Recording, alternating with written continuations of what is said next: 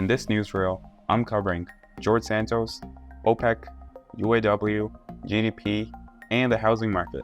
So subscribe and ring the bell so you always stay up to date. So let's jump in. First segment is on Mr. George Anthony DeVolder Santos. That's the name you're gonna find in the New York Times headline because he's been in a lot of controversy for the past year and especially this month. So allow me to break it down for you from where it started to where it's at now. George Santos is the first person in a century to be expelled by Congress without a criminal conviction. The reason why he got expelled is because his lies during the whole campaign are finally out. So let me list out some of the things that he lied about. His education, his career, his check fraud case in Brazil, his animal charity, being a landlord, and his ties to the Holocaust. He also claimed that 9/11 took his mother's life when it was actually cancer. And there is more. George Santos used his campaign funds for his own personal use. He received excessive contributions after making his donors believe that he was in debt. He also misrepresented and misreported his documents to cover up his wrongdoings. And if all of that was not enough,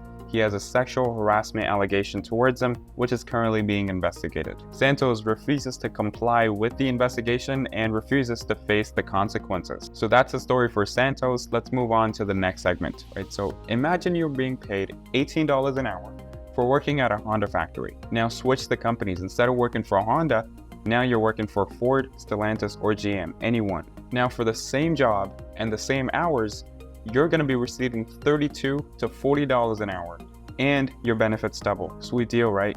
You bet. Companies like Honda, Toyota, Mazda, Tesla, BMW, Mercedes, Lucid, Subaru are all currently ununionized, which means their workforce is not part of any union. In short, every factory worker that's working in their factories is receiving a range between $18 to $20 an hour. And the UAW Union, they want to change that, and so do the workers. It's beneficial for the workers because they're receiving more for the same, and it's beneficial for the union as well because they get more members out of this.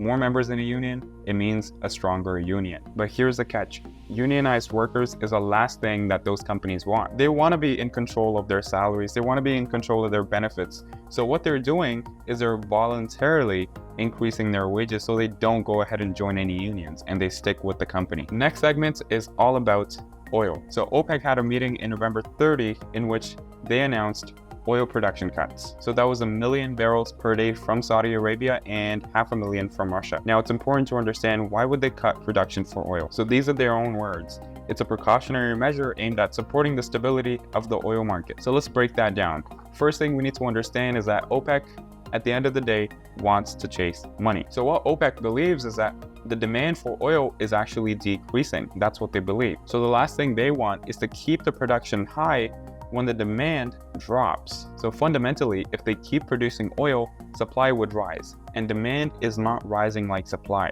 That means the price is going to plummet. OPEC does not want that. In that scenario, OPEC loses money because they don't want the prices of oil to plummet. So in order to avoid all of that, OPEC is voluntarily cutting on production so that they can keep the demand and supply at a constant level. And that's why we have this whole commotion of oil cuts and all of that. So now you know. Next segment is on the US GDP. GDP came out to 5.2% in the third quarter of 2023. Now that's big. The reason why that's standing out is because America has been doing average in terms of its GDP ratings for the last 2 years. Take it in this way, between 2 to 3% is considered average, not good nor bad. So an immediate 5.2% jump is a really good sign for the economy. Now, I also want to explain why there was such a big jump, and it's easy. It's because inflation has been coming down. Even though it's because of the high rates, we're still seeing inflation decrease, and on top of that, the unemployment numbers are very low. So again, 5.2% is a really good sign. It's giving all those people who thought there would be soft landing more hope. Moving on to the real estate segment. So what do you think